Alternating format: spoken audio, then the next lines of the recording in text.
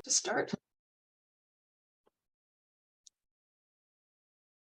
Welcome, everyone. Today, I am so pleased to welcome Pat Johnson to speak on the topic of standing up to anti-Semitism.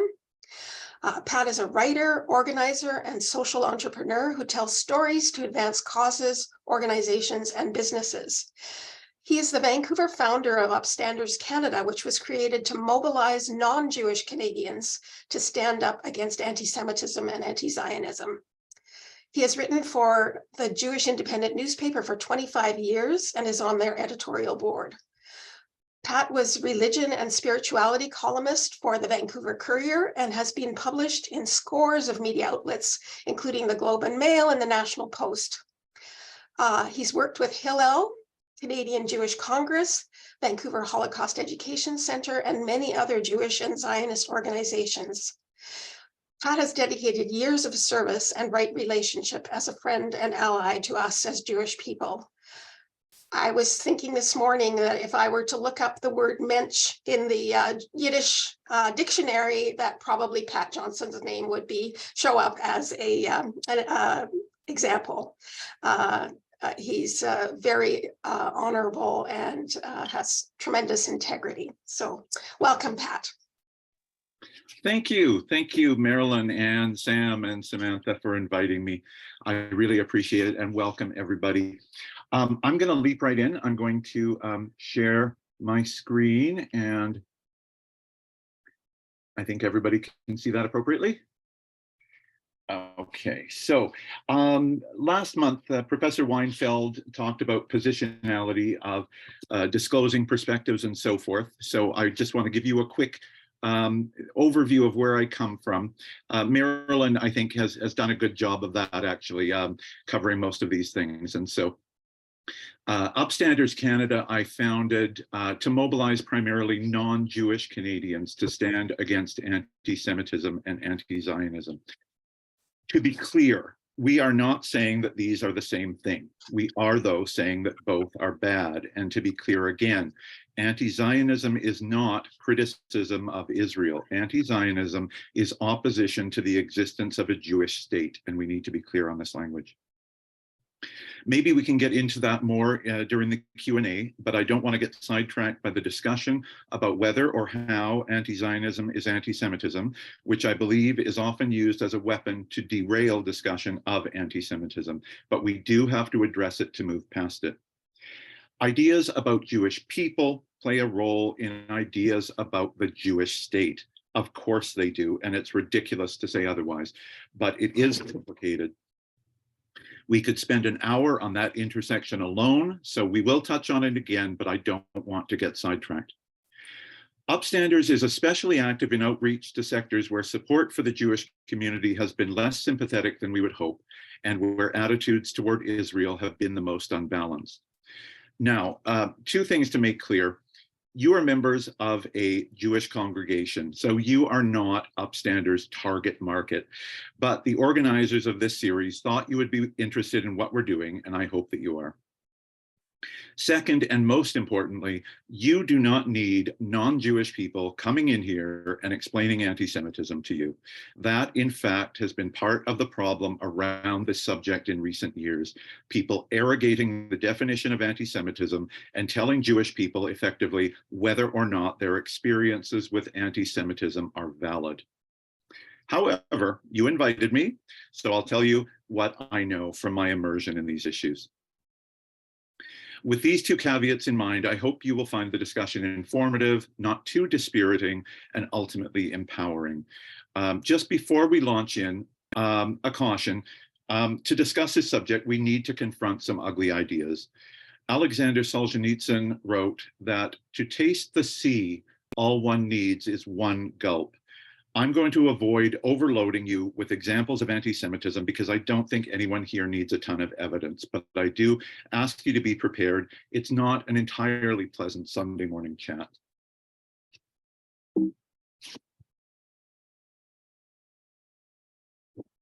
As a society, North Americans are engaged right now in a deep dialogue about race.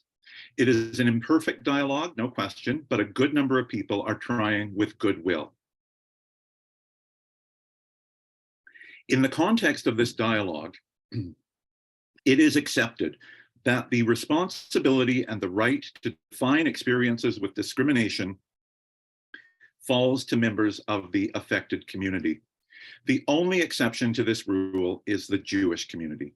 Repeatedly in my presentation, I will observe that Jewish people are treated differently than every other group, even by people who self-define as anti-racist. And I argue that this is proof itself of a problem. Here is the starkest current example. The International Holocaust Remembrance Alliance underwent an intensive multi-year process involving a vast range of scholars and activists to create what has been accepted around the world by governments, NGOs, and many others as the most thorough, effective definition of anti-Semitism yet. And yet, everywhere it is considered for adoption, it has met opposition. The criticism is mostly around the intersection of anti-Semitism and anti-Zionism. And again, we're going to mostly leave that aside. But at the end of the presentation, I will share in the chat an essay I published on this subject in the Jewish Independent last week. But whatever legitimate criticisms can be made of the IRA definition, it does represent, I suspect, the only example of a group's thoughtfully considered self-definition of prejudice being not just challenged, but rejected by large groups of people. And it illuminates one of the core problems we face today, and that is some people are willing to devote more resources to fighting over the definition of anti-Semitism than they are to fighting anti-Semitism. Now, it may be fair that we have a more contentious discussion around anti-Semitism than we do around other forms of racism, because anti-Semitism is different from other forms of bigotry and discrimination. This is delicate terrain. It is different in part because Jewish people are different. Jews are an ethno-religious people who can be of any race, color, or identity. Therefore, Jews do not fit into the convenient racial boxes that we like to place people. This is especially true in the discourse around race that has emerged in the last decade or two, in which the white, non-white binary is the fundamental underpinning of our understanding. As a result, fighting discrimination against Jewish people has to some extent fallen through the cracks, in part because many people simply do not understand it, cannot see it, deny it, or simply wish it away. I want to take a moment to discuss what I think is a problem with the very term anti-Semitism. The prefix anti implies active, conscious attitudes or behaviors. Understandably, that applies to people who are marching with tiki torches through Charlottesville chanting anti-Semitic slogans. But honestly, that type of anti-Semite is the most easily confronted. All decent people condemn that. There are not, as someone once said, good people on both sides.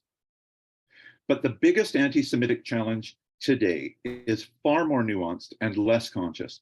We are dealing overwhelmingly with unconscious bias. People do not even realize they carry them. So when we call someone out for a statement that appears to us to be premised on anti-Semitic stereotypes, it just doesn't resonate.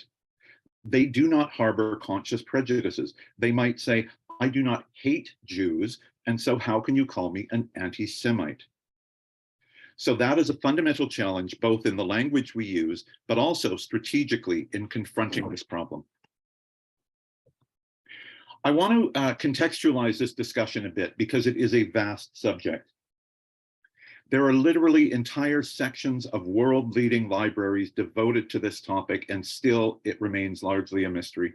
I just learned a new word the other day. I was reading about the new National Library of Israel, and they have an entire section on anti-Semitica, and I had never heard this word. It sort of sounds like a hand cream or something, but it's there are entire libraries devoted to this.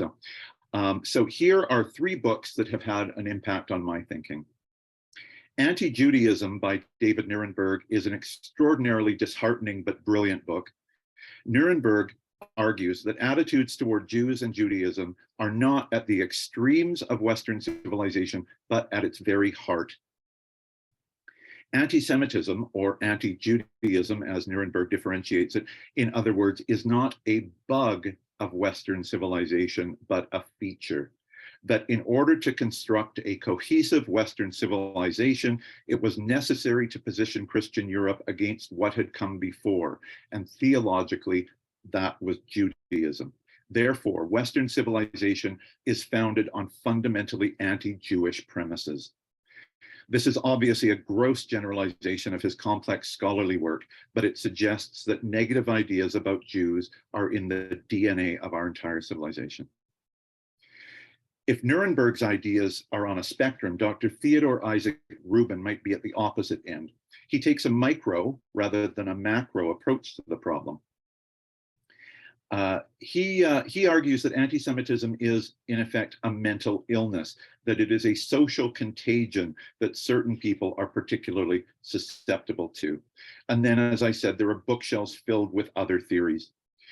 One of the most important approaches to fighting it, and one of the ways that I think we have failed to do so, is educating ourselves and others about the historical ways that anti-Semitism has manifested.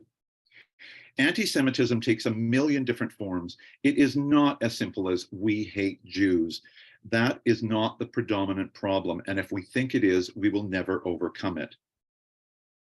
So a third book that is extraordinary for this purpose is The Anguish of the Jews, written by Edward Flannery, a Catholic priest during the liberalizing ferment of the Second Vatican Council of the early 1960s. Flannery produced what was and may remain one of the most compendious litanies of European anti-Semitism. This history is key, I believe, because anti-Semitism morphs constantly. It is often pathologized as a virus, and I think that is quite fair. New manifestations of anti-Semitism are being invented all the time. So we almost have to immerse ourselves in the many mutations of centuries of anti-Semitism to see the myriad forms it has taken in the past so that we can see the parallels with what's happening today. This itself is a barrier to doing this work, because who wants to immerse themselves in this grisly history? There is a cheat sheet, however. The Anti-Defamation League has a Translate Hate glossary, which I think is excellent, and I will share it in the chat at the end. But first, the inevitable question: why the Jews? Dennis Prager and Rabbi Joseph Telushkin in 1983 wrote a book with this title. I've encountered among a lot of people, especially young people, first hearing about anti-Semitism, the idea that if a hatred has been going on for thousands of years, surely there must be something to it. So here is a point that we really need to be clear on. Anti-Semitism is a problem that affects Jews, but it is not a problem of Jews. In a weird way, anti-Semitism has nothing to do with Jews, except that Jews are the collateral damage in a corrupt world poisoned by anti-Semitic ideas. The Jews in the anti-Semitic imagination are not actual Jewish people. They are a caricature, a scapegoat, an invention of the anti-Semitic mind. If the Jews did not exist, anti-Semites would have had to invent them. And of course, that is exactly what they did. But the question remains, why the Jews? And Prager and Telushkin explain that as effectively as possible. There are reasons: theological reasons, social reasons. The Jews were often the only other in the societies where they lived. There is pure spite and jealousy, the latter of which deserves a whole hour to itself. There are many other reasons. But the question goes to another issue. It turns the problem around on its victims. Instead of asking why the anti-Semites, which would seem the fairer question, we ask why the Jews. And we subtly imply through the formulation that there must be something about these people that make them so hateable. This is an example of one of the tent poles of anti-Semitism: victim blaming.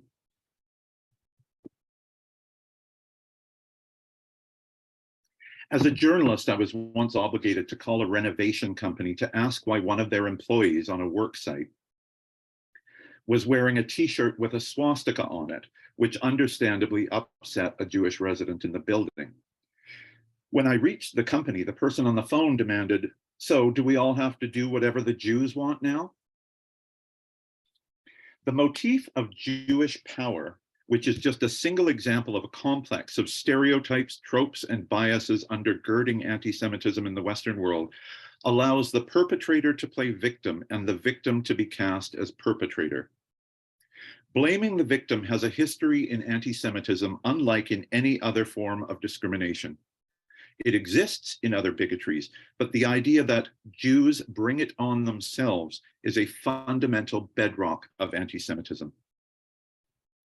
This is the basis of both Christian and Muslim theological anti-Semitism. If the Jews would just accept the successor religion, we wouldn't have to pogrom them. The perpetrator as victim inversion is made possible by the omnipresence of the Jewish power motif. Medieval anti-Semitism often portrayed Jews as having mystical powers. Today, that power is portrayed as political, economic, of controlling the media and Hollywood and so forth. And that formulation has essentially been the Teflon that has helped prevent anti-Semitism from being defeated. Every time we call out anti-Semitism, the perpetrators paint themselves as victims of a vast conspiracy. This is why I call anti-Semitism the perfect prejudice. When a public figure, for example, is censured for anti-Semitic statements, the conspiracy of Jewish power is unleashed. People say, see, we're not allowed to criticize the Jews, and the perpetrator becomes the victim. The Jewish power motif dovetails with the idea that Jewish people have a persecution complex. If you believe that a group of people is uniquely powerful, and you hear these same people complain about being victimized, well, logically, you assume they are crying wolf. The trope of a Jewish persecution complex pathologizes Jewish people for the discrimination they experience, doubling down on the victimization. Not only do they experience discrimination, if they mention it, they're accused of a socio-psychological disorder. Moreover, if non-Jews believe that Jewish people are exaggerating their experience with discrimination, this does not motivate us to stand up against anti-Semitism the way we would when members of another group are attacked. It allows us to dismiss most, if not every instance of Jewish concern. Even empirical evidence in the form of hate crime statistics are called into question. I have heard it said several times in recent weeks alone that anti-Semitic hate crime statistics may be overblown because Jews are the kinds of people who pick up the phone to report these kinds of crimes. In other words, we can ignore Jewish expressions about anti-Semitism because, excuse me for illustrating this example so crudely, those people are always complaining. Again, this is why I call it the perfect prejudice. Even empirical proof of discrimination is discredited as evidence of a uniquely Jewish pathology. Proof of anti-Semitism is dismissed through a formulation that rests on anti-Semitic suppositions. It's perfect, the perfect prejudice. Note that when someone gets in trouble for things they say about other groups, as the artist who makes the cartoon Dilbert did this week, we do not look at the consequences and see a conspiracy. We see a justifiable rebuke. When a person is accused of anti-Semitism, a hostile defense emerges, alleging Jewish malevolence.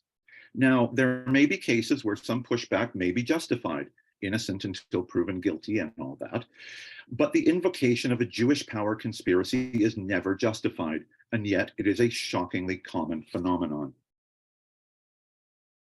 Jewish power, persecution complexes, and most other expressions of anti-Semitism are forms of conspiracy theories. More than any other group, Jewish people have been the subject of imagined conspiracies for hundreds of years, especially beginning in the Middle Ages, when Jews were accused of poisoning the water supply and spreading the bubonic plague.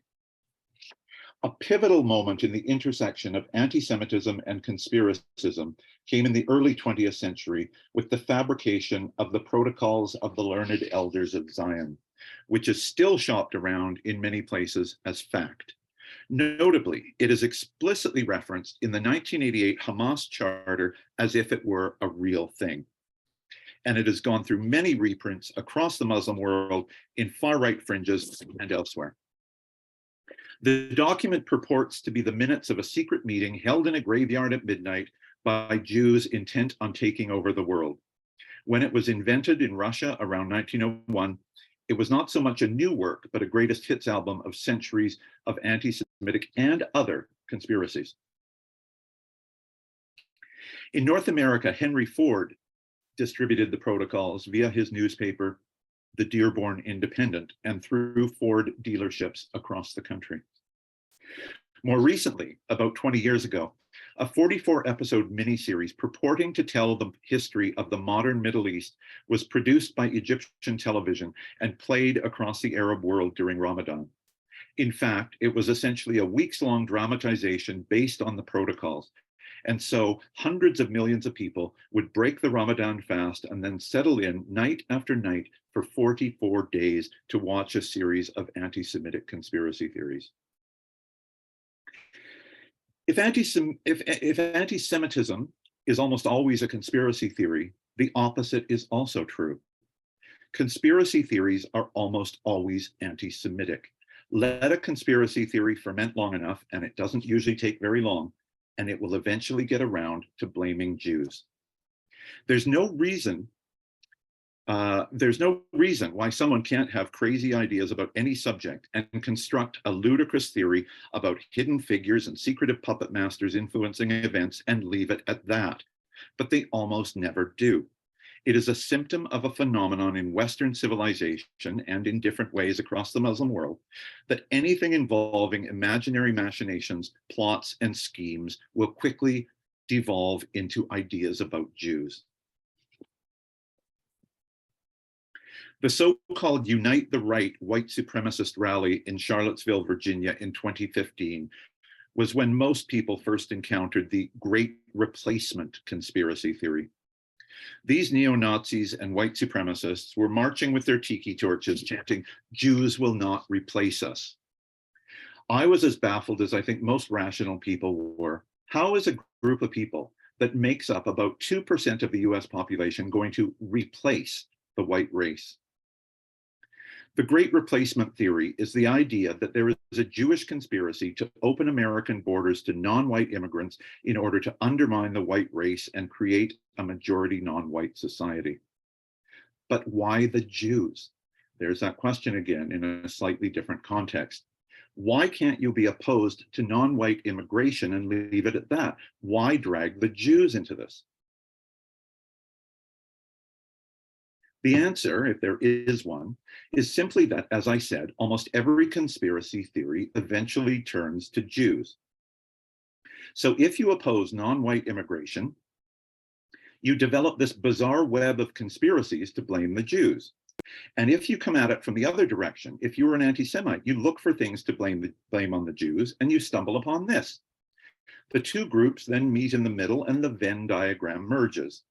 Anti-Semitism is almost always a conspiracy theory, and conspiracy theories are almost always anti-Semitic.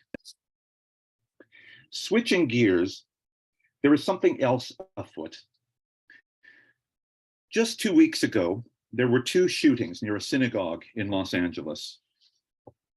On a Wednesday and a Thursday, separate shootings took place targeting individuals leaving the synagogue. Both victims, by the way, were hospitalized with non-life-threatening injuries. Police initially said that these were two unrelated incidents. In the first instance, they suggested that it was not a hate-motivated crime at all. On the Friday, when they arrested a suspect, it turned out the incidents were not unrelated, and the individual had a long history of the most violent anti-Semitic threats against Jewish acquaintances and anti-Semitic comments on social media. So why the original disclaimers? In 2019, there was a shooting at a kosher grocery store in Jersey City. 4 people were murdered, 3 were injured, and the 2 assailants were also killed. Police insisted that this was not an anti-Semitic crime until they were confronted with the evidence that the place was targeted because it was Jewish. Again, why the upfront denial before the facts were in? This happens, I would say, more times than not when an anti-Jewish hate crime occurs. Probably the most famous example was after the Hypercacher attacks in Paris in 2015, when then US President Barack Obama offhandedly referred to terrorists who, quote, randomly shoot a bunch of folks in a deli. It was, of course, anything but random. There is no point in jumping to conclusions about motives when an incident has just happened or the investigation is in its early stages. But if police are going to do that anyway, why err on the side of randomness? There is a fundamental refusal, or maybe there is something more subliminal that does not allow us to see anti-Semitism even at its most obvious. Perhaps it's wishful thinking. We hope it's not anti-Semitism. But rose-tinted glasses are not what we need right now. A theory I have is that we measure discrimination by economic outcomes. That's not my theory, actually, basically a fact.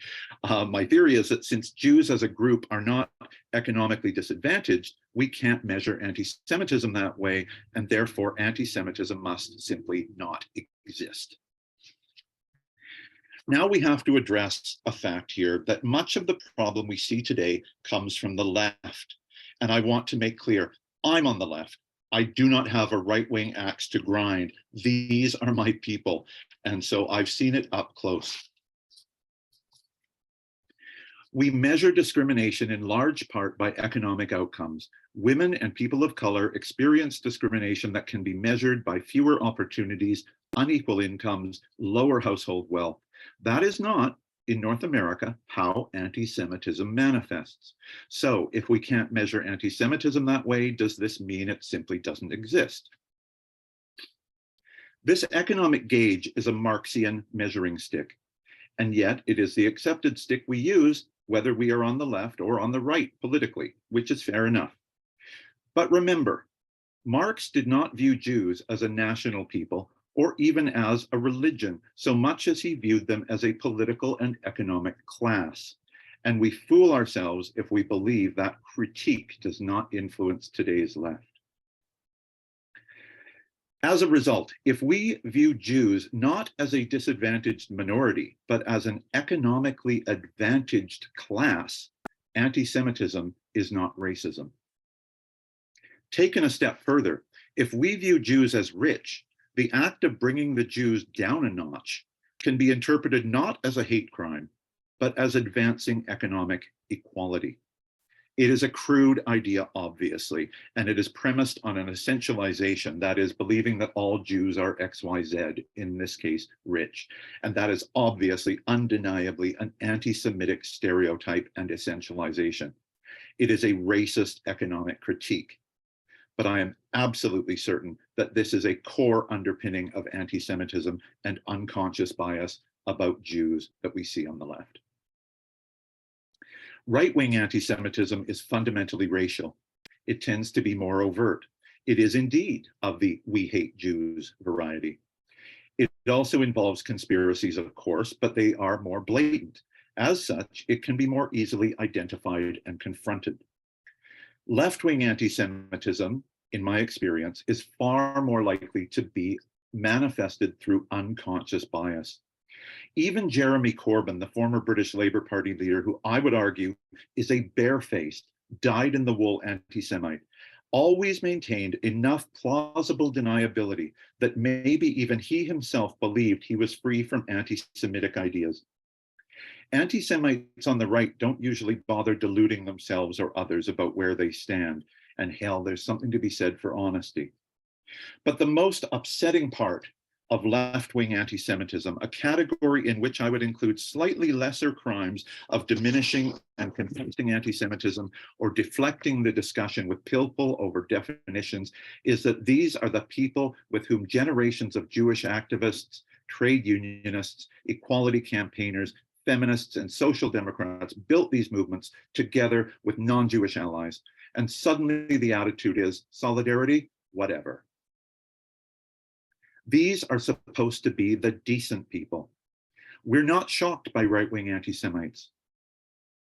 But left-wingers, progressives, liberals, etc., are the ones who Jewish people assumed and hoped they could depend on if things ever got bad over here.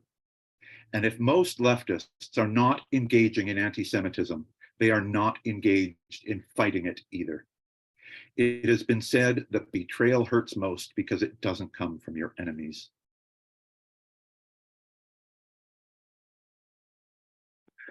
I know this is some nasty stuff. Our talk will get a bit lighter soon, but first we need to confront a connected idea, and it relates to the Holocaust, so we're not out of the dark yet.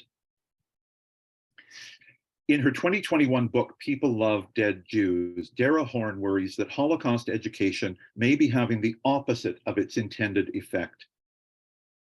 Holocaust education was intended to sensitize successive generations to stand up against anti-Semitism as soon as it rears its head, based on the understanding that we know where this sort of thing can lead.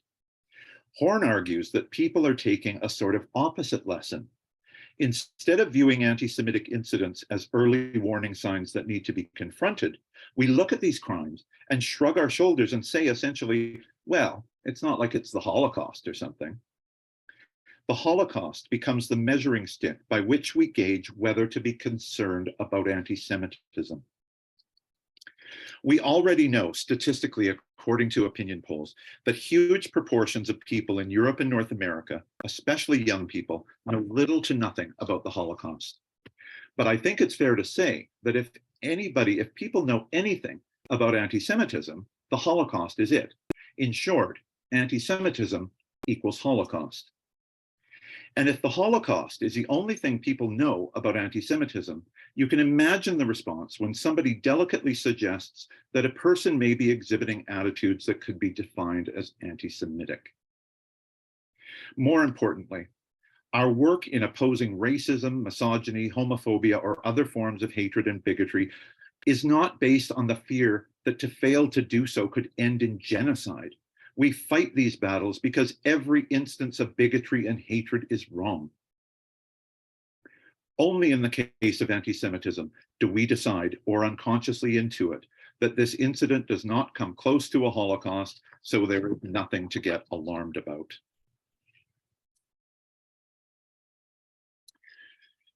To return to something that I raised at the beginning, a basic problem we have in confronting anti-Semitism is that most people, even people of goodwill, anti-racist people, do not know what it looks like.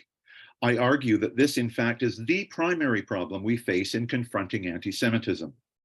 This is partly because anti-Semitism is different, as we said, but it's also because this is all new to us. That must sound strange. Anti-Semitism has been called the oldest hatred. In a way, we've been discussing anti-Semitism for hundreds of years. But from 1945 until 2000, we increasingly did so as if anti-Semitism was a museum piece. We mostly assigned anti-Semitism to the discipline of history. It may be the world's oldest hatred, but we arrogantly thought that we, of all generations, had overcome it. Suddenly, like Night at the Museum, the artifact came to life. An entirely new generation of us had to think about anti-Semitism as a now problem instead of a then problem. Or at least that's what we should be doing. Instead, as a society, we are trapped in some sort of stasis between denial, refusal, blindness, and outright hostility to confronting it. To admit that anti-Semitism has gotten worse, not better, in our lifetimes, offends our fundamental progressive values. It suggests the arc of the moral universe may not necessarily bend toward justice. It may be 2 steps forward and 1 step back, or could it be even worse than that? This is a possibility many of us do not want to confront. It seems we will even deny the undeniable, challenge the facts, and shoot the messenger to preserve our pleasant worldview that things are getting better, that our activism and evolution have not been in vain.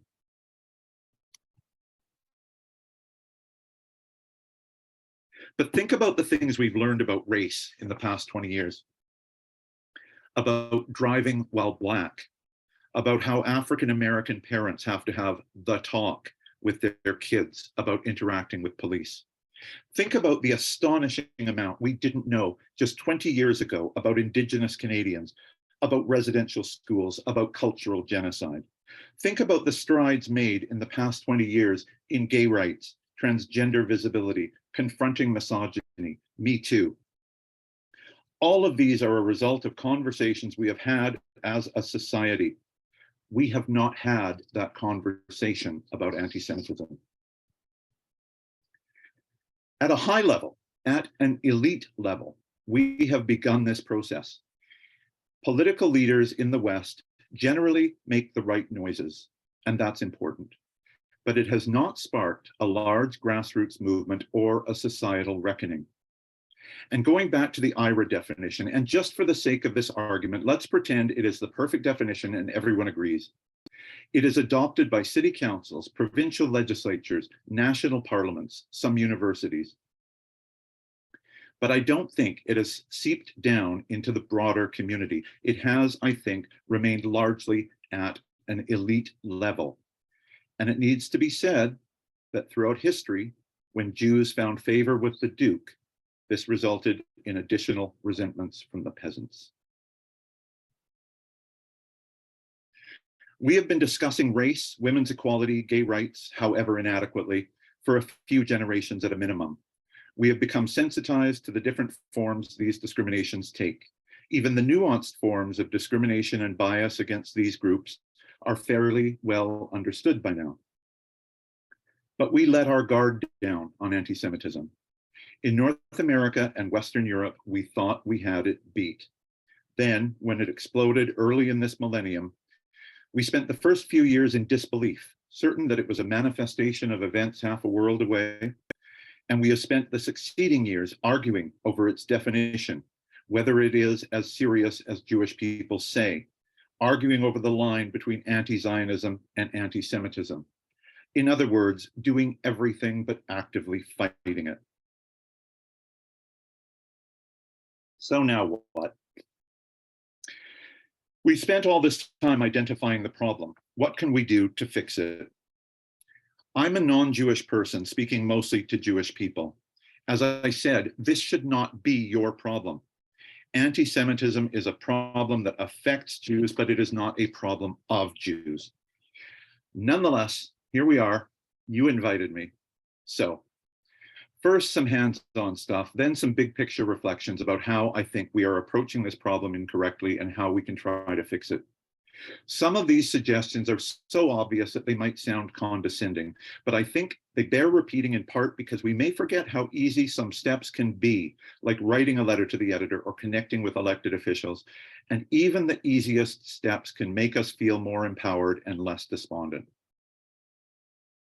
I'm speaking to you as Jewish people, which I am not, but I do so also as a gay activist and writer with the experience of confronting ugly ideas and discrimination over the years. Fighting hatred or other forms of bigotry is about protecting members of that group. As members of these groups, it is not the least bit selfish to protect and nurture your own resilience and well-being. Put bluntly, we are of no use to anyone if we are overwhelmed by the challenges we face. We can't stand up to bigotry if we're in the fetal position. One thing to always keep in mind, know when to walk away. We know instinctually when we are dealing with a person of goodwill or someone who is trolling us. We all have limited emotional resources. Save those resources for people of goodwill. When someone talks over you, when they are sharing your experience, when you are sharing your experiences with anti-Semitism or any other experience, politely note that this is not a behavior commensurate with the dialogue anti-racist people promote. If this comment meets pushback, refer to the previous item. Know when to walk away. I suspect each of us has felt profoundly alone seeing certain news stories or online comments. We need to remind ourselves that we are not alone. There are groups doing superb work. Join them. Do not doom scroll. Remember Solzhenitsyn, to taste the sea, all one needs is one gulp. We know there's a problem. Limit your exposure. Focus on the positive. I said earlier that rose-tinted glasses are not what we need, but that does not mean we should blind ourselves to uplifting news. There are good news stories. Find them and share them. There are a lot of intercultural outreach opportunities that Kolot Maim and Federation and others are probably already doing. For example, inviting community leaders and clergy from outside the Jewish community to relevant events, creating outreach events or an ongoing group where you build bridges, identifying appropriate speakers and offering them to service clubs, schools, congregations, etc. These are things you are probably already doing. If you have a foot in the door of any community where Jewish and supportive voices are not heard, your voice can have an outsized influence. Unchallenged perspectives give a false sense of unanimity. In union halls, political parties, congregations, academic committees, service clubs, workplaces, wherever these issues or broader issues of racism and inclusion are discussed, be the voice that lets people know that not everyone agrees or that there are perspectives that are not being heard. There is no place that a single voice can have greater impact than standing against unanimity. But it's really hard. Don't do it alone. Try to find a friend. Aim for the power of two. There's three lessons that I've learned that I especially want to share. Be intellectually prepared. If you are someone who finds yourself in challenging discussions, if you're on campus or in social movements where you find yourself on the defensive, have some language in mind, know it well, so that when these issues arise, you have words ready and you are not fumbling to get your ideas across. Because I think everyone has probably had this experience when someone utters a racist or inappropriate remark, we can be so shocked that we lose our bearings and later regret our ineffective response. This is basic verbal self-defense. There are at least two streams of anti-Semitism. There is ill will, that is genuine hatred, scapegoating, bigotry, all of that. And then there is ignorance, in the most innocent sense of the term. When confronted with an incident, why not default first to the assumption of ignorance rather than leaping straight to ill will? And relatedly, if there's an individual in the community, a student, for example, who expresses problematic ideas, consider calling in instead of calling out. Connect with them and humanize the issue. Years ago, when I was working at the now defunct Canadian Jewish Congress, there was an incident in your neighborhood at Pearson International College of the Pacific. 4 students were involved in an anti-Semitic incident. The school contacted us. We arranged a week-long immersive program in Vancouver with, among other things, anti-racism educators, a Muslim-Jewish dinner in the Sukkah, and a program with the Vancouver Holocaust Education Center. Among other extraordinary outcomes, these 4 kids who were from different parts of the globe developed an astonishing bond with Bronia Sonnenschein, a Holocaust survivor and an amazing spirit who is sadly no longer with us. It was absolutely life-changing for everyone involved, including me. And that would never have happened if we had gone the route of punishment and calling out instead of calling in.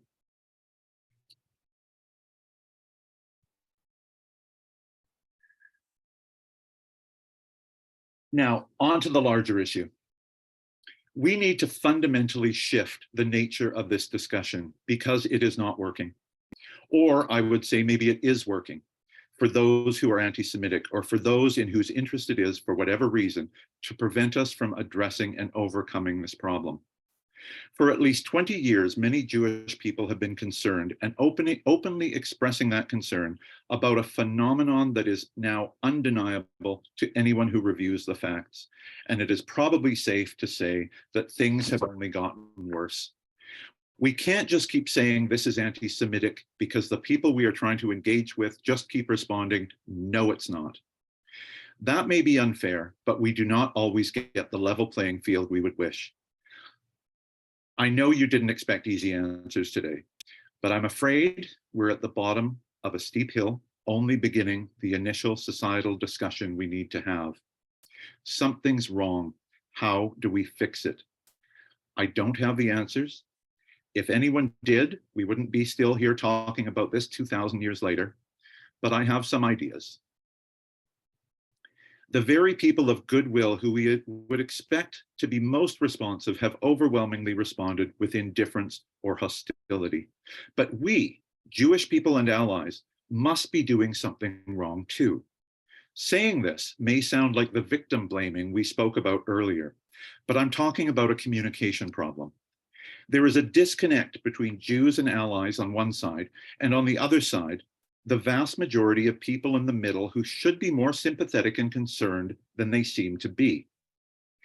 A big part of this problem is that anti-Semitism has so many forms, dog whistles, tropes, stereotypes, and other variations, and that these can be carried and conveyed so unconsciously that a big problem can look like a little problem because most of these go right over the heads of most people. So we need to recognize and name it ourselves so we can explain it to others. We need to be able to convey how this or that statement reflects biases about Jews. This is an important and powerful skill.